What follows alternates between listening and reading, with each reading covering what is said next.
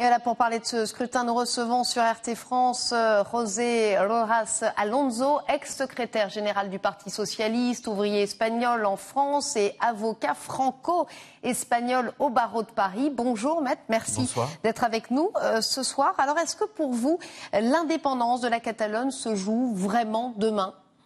Alors après tous les événements qui se sont déroulés depuis le mois de septembre-octobre, c'est compliqué parce qu'on a vu que la tentation qui existait d'aller vers une indépendance très rapide et en faisant une déclaration unilatérale d'indépendance, on a vu depuis le mois d'octobre-novembre les limites de ce processus, à tel point que les indépendantistes maintenant, notamment le parti de Puigdemont, commencent à dire oui, on va essayer de négocier. En gros, beaucoup mieux que jusqu'à présent une sortie de l'Espagne, mais c'est très très compliqué parce qu'ils ont voulu tenter à un moment un coup de force, les indépendantistes, et au jour d'aujourd'hui, il y a une grande incertitude sur le résultat électoral, c'est-à-dire qu'on a, j'allais dire, un gros bloc indépendantiste qui est à peu près à égalité de voix avec un bloc qui veut rester dans l'Espagne, certains avec des réformes, certains avec le statu quo, mais c'est vrai que ça va être très compliqué parce que aucun parti ne dépasse les 23-24% des voix. C'est-à-dire que même le premier parti qui pourrait être soit ERC, le parti indépendantiste de gauche,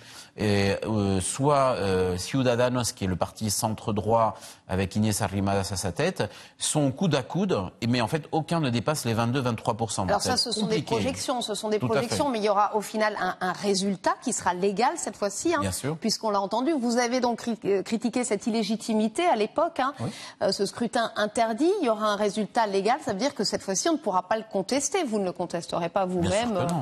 Mais bien sûr que non, mais justement, c'est toute la différence avec ce référendum un peu bidon qui a été organisé le 1er octobre, où on n'avait aucune garantie démocratique. D'ailleurs, il n'y a pas eu d'observateurs internationaux, il n'y a même pas eu de commission électorale qui a validé le résultat du scrutin. Donc, et on a vu tout et n'importe quoi. On voyait des gens voter 4 fois à différents endroits le même jour, donc c'était tout sauf sérieux comme vote. Non, là, il s'agit d'élections régionales. Ce qui est curieux, c'est que tout ça, pour en arriver là, c'est un peu triste parce que c'est ce que beaucoup de gens souhaitaient comme solution déjà avant cette déclaration unilatérale d'indépendance, et notamment ce que souhaitaient les socialistes de Catalogne qui avaient jusqu'au dernier moment, jusqu'à la dernière minute, demandé à M. Puigdemont de réfléchir et de choisir cette solution des élections régionales, ce qui finalement a été choisi depuis Madrid, puisque avec l'application de l'article 155 de la Constitution, finalement, on a mis fin au gouvernement catalan, au gouvernement régional catalan, parce qu'il ne respectait pas ses obligations constitutionnelles. Alors, lors de ce scrutin interdit, les indépendantistes l'avaient emporté avec 90%. Mais c'était effectivement un scrutin interdit. Il fallait un petit peu se battre pour y aller. Là, c'est ouvert à tout le monde. Non, c'est pas une question de se battre. C'est ouvert à tout le monde. Est-ce que ça va peser, à votre avis, beaucoup sur le résultat ? Non, mais ce résultat, donc, que les indépendantistes avancent de 90% de oui au scrutin du 1er octobre, c'est totalement de la science-fiction. Pourquoi ? Parce qu'il n'y avait aucune garantie, il n'y avait pas de liste électorale proprement dite, il n'y avait pas de contrôle sur les conditions de voter. Donc c'est tout sauf sérieux ce scrutin. Non, là, demain aura lieu un vote, effectivement, dans des conditions un peu particulières, mais un vote avec toutes les garanties démocratiques.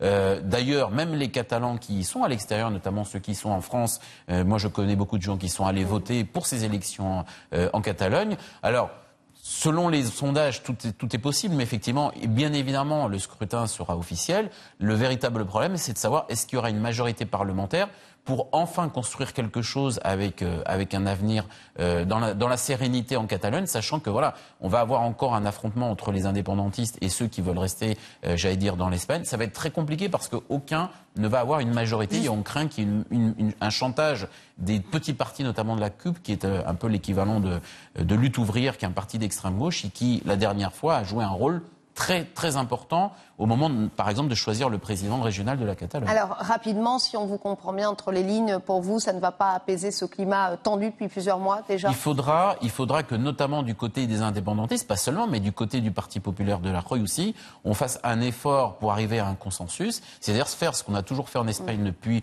le retour de la démocratie en 75, c'est-à-dire se mettre autour d'une table et accepter qu'on n'a pas toujours raison et que l'autre doit aussi faire des concessions. On va voir, c'est-à-dire que de toute évidence, les indépendantistes ont menti aux Catalans lorsqu'ils ont pris le chemin de l'indépendance rapide.